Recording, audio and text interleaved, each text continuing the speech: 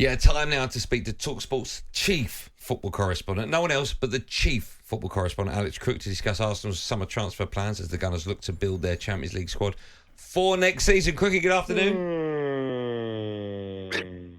Good afternoon. Is Benty okay? Has he stopped crying after the weekend?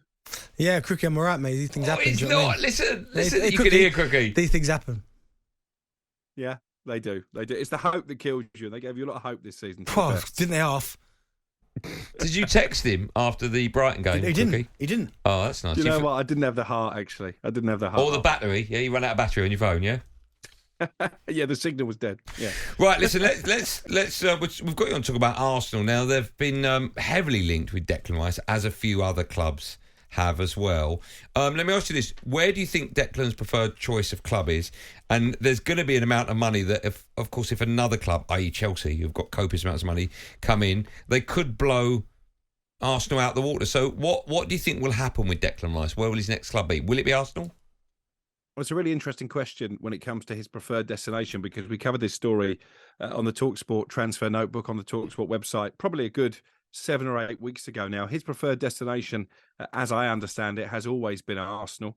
But as you say, it comes down to finances. Arsenal historically haven't paid the type of money that Chelsea do. We've seen that with Mykhailo Mudryk as recently as January when they were blown out of the water by Chelsea. There will be some Arsenal fans who, looking at the way Mudryk has performed, will say maybe we dodged a bullet there, but I think he will get better, particularly under Mauricio Pochettino's guidance. Jim White has revealed exclusively on talkSPORT in the last few days that West Ham are looking for in excess of £100 million, maybe £100 million up front, rising to 120.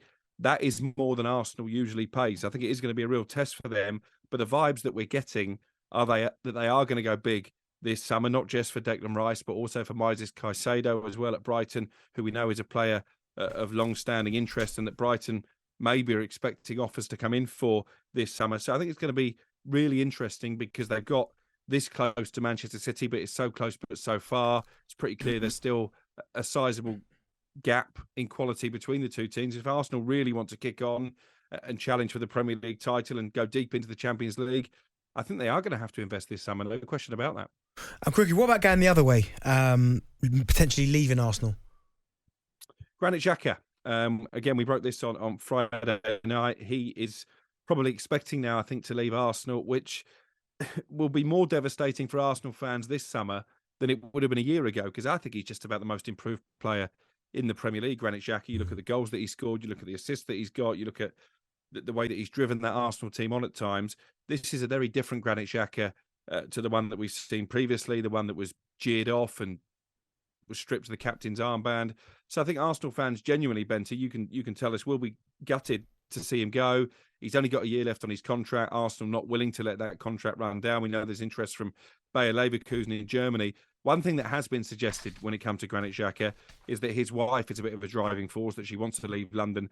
I'm told on very good authority that isn't the case, that the family are quite settled in London, and that, you know, that they're not necessarily pushing for the exit. But at the moment, he doesn't want to commit to a long-term deal, and Arsenal don't want to let him run his contract down. So I think inevitably a departure looks on the cards. Yeah, I'd be pretty gutted about that, because as you said there, Crick, I think this season he's been exceptional. Certainly the way he's kind of improved in that kind of more advanced role, I think that suits him more. So yeah, I'd be gutted to see him leave. One name that's on here that I think, really, Kieran Tierney could be going to Newcastle?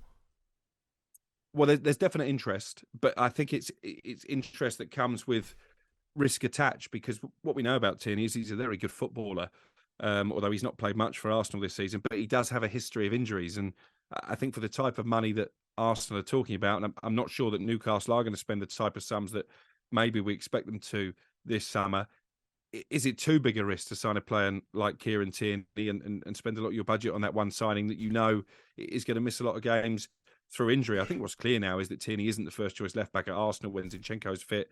He's pretty much nailed on for that position. So again, I think he's a player that Arsenal will be willing to let go. Do I see him at Newcastle? I think I'll be a little bit dubious about that at this stage. Listen, quick, before I let you go, I want to ask you about Roy Hodgson. He's only got supposedly 2 games left as Palace manager, away at Fulham and then home to Forest. Are those going to be his last ever 2 games, or do you expect to see him next season in the Premier League? Not necessarily going to be his last ever 2 games. I think what's key here is I remember covering Roy Hodgson when he left Palace first time round, and he was given that sort of parade around the pitch. And he said to me then, I'm not ready to retire to a cottage in the country and put on my slippers. I still love football. And of course, he came back at Watford, didn't work out. He's come back at Crystal Palace. It's worked out incredibly well, probably better than anybody expected. If they win their next 2 games, I think I'm right in saying that he'll set a record Premier League points tally for Crystal Palace. When he came in, it was to save them from relegation. Wow. I think he wants to stay. I think he would be open to staying for another year. So I think it's now down to Steve Parish and the Palace hierarchy if they want to go in that direction. They weren't planning it. Do you think that would change their outlook to spending this summer? Because if you've got a manager that you know is just going to extend for 1 more year, do you think they're less likely to give him more money to spend and rather wait for the new manager to come in? Do you know what? That's a brilliant question again. And they're not a club who historically spend a lot of money in transfer windows. That was one of the frustrations for Patrick Vieira. But if you have only got a manager who's going to be there for the maximum of a year, and with the greatest respect in the world, he'll be 76 this time next year, Roy Hodgson. So clearly it's not an appointment with any longevity. Maybe it would change their transfer plans. And they've got one big problem, haven't they? If Wilfried Zaha leaves Palace, how on earth do you start to replace him? So I'm keen to know what Palace fans think about this, because you can't question that Roy Hodgson's done a brilliant job. Sure. But is this a progressive appointment? I would probably say it isn't. Crook, always a pleasure. Thanks so much for coming on. Crook. We'll speak to you in a bit.